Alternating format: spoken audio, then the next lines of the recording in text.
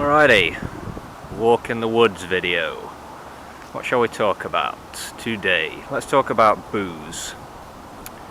Yeah, why not?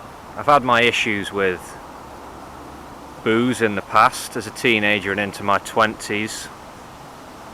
I don't have an original story to tell you folks. It's cheap, readily available, a legal narcotic. The consequences of drinking to excess are well known.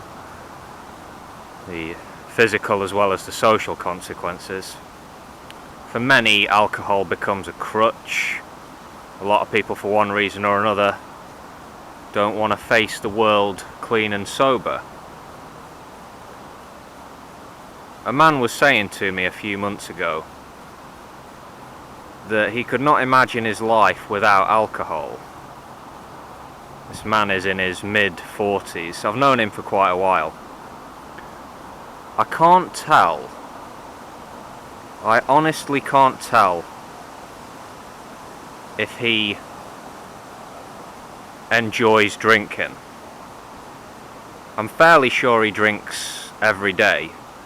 Maybe less when he has to look after his kids, but he still drinks. I don't envy him. My own excessive, habitual drinking, I stopped doing that several years ago. I feel much better, clean and sober.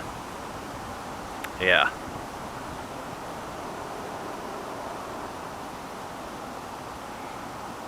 Clean and sober is the way. A man can change his habits, no doubt, yeah. But he has to want to do it. Self-discipline is required. It's my belief that I work with a couple of people, not going to name any names here, but yeah, people who have issues with drink, dependency issues, problems. There isn't so much of a cultural taboo around alcohol dependency as there is with other drugs. You know what I mean? And with some people there is this false dichotomy, isn't there, between booze and drugs, as if alcohol stood in a separate category. We're not going to call it what it is. Seems to be the way some people look at it. Yeah, but I mean, come on, it's a drug, obviously. And just like other potentially dangerous drugs, it can and it does kill, and it can and it does ruin family life. But yeah, booze affects people differently. I've come across my fair share of nasty drunks in my time. Folks who want to tell you how much they hate your type, how much they hate your face, how much they creep you out, and so on. Yeah. Many of the embarrassing spectacles people make of themselves are alcohol fueled, aren't they? Regrettable emotional outbursts I'm talking about. But it's a thing in our culture that we make a joke out of drunken behaviour.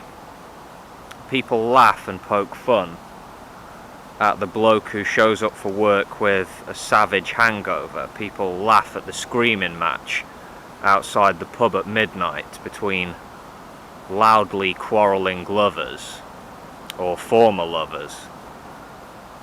And there's a lot of other little things folks laugh at. To me, looking at habitual drinkers, drunks, through sober eyes, I see repetitive, indulgent behaviour, round and round in circles, and it bores me, quite frankly. Drunks can be boring, sad people. There's plenty of peer pressure which surrounds drinking. I get it. And it's not just kids either, is it? You know? With adults, the same sort of thing prevails in some social circles. But you know what? If you haven't learned how to say no yet in life, you might want to address that. The ability to say no, or fuck that, even when everyone around you is saying yes, yes, yes, well, that's a very important life skill. You don't have to be a yes man or a yes woman. Another thing which is kinda irritating me a bit as I get older is people my age, or a little older, people who really should know better, fishing for sympathy when they're hungover. Again. You did this to yourself, deal with the fallout, I can't help you. If you don't appreciate this feeling, then just don't drink. So goes my train of thought. I've done plenty of stupid, excessive drinking in my own life, so I'm not putting myself on an elevated stage above my contemporaries here. No. I've been a dickhead in the past. I'm a human like everyone else. What an adult chooses to put inside himself or herself is their business, and it's not for me to tell a person what to do with their time.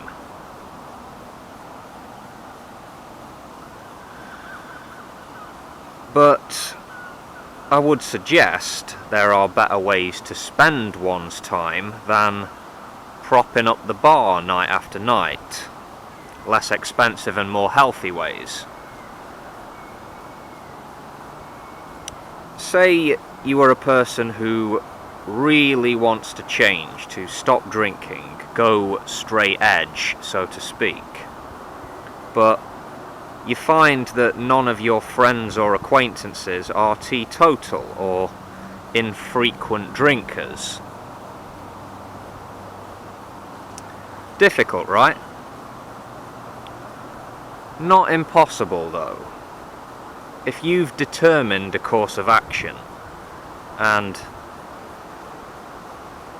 you stay committed to a general plan, you really can change your life. If you don't want to stay friends with the same people, you don't have to. If you feel there are people in your life whose presence is not helping your personal development, then maybe don't associate with these people so much, or at all, if you think it's for the best. It's my view that a person should try to be the captain of their own ship, at the risk of being unpopular. And not a drunken ship captain either, because you don't want to go crashing into those rocks, do you? Yeah. Alright, that'll do for today's ramble. I will see you later, folks. Take care of yourselves.